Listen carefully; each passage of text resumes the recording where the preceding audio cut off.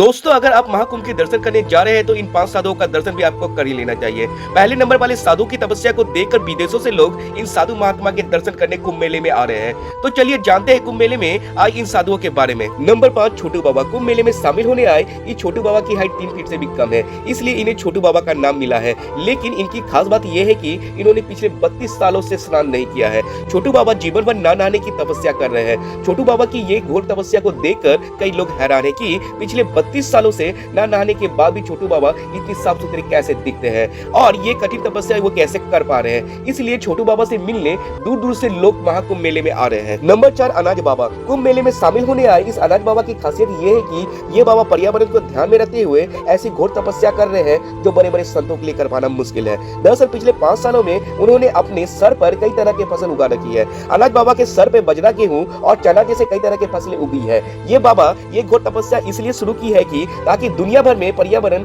संरक्षण का संदेश दे सके। नंबर 3, राधेपुरी बाबा। उज्जैन के रहने वाले राधेपुरी बाबा की तपस्या के बारे में जानकर पूरी दुनिया हैरान है।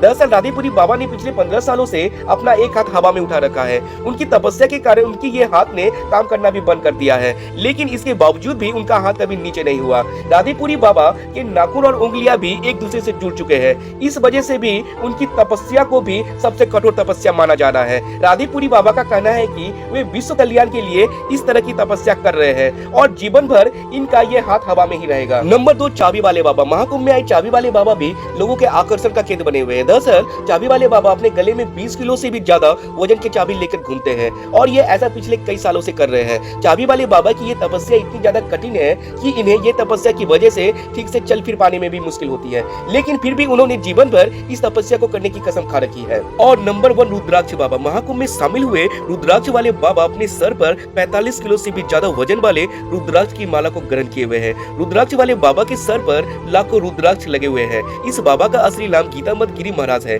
ये महादेव के सबसे बड़े भक्तों में से एक माने जाते हैं जो जीवन भर इस घोर तपस्या को करने की कसमें खाए हुए हैं। तो दोस्तों, महाकुंभ के ऐसे लेटेस्ट वीडियो के लिए हमारे चैनल को सब्सक्राइब और पेज को फॉलो जरूर कर लीजिएगा। हर हर महादेव।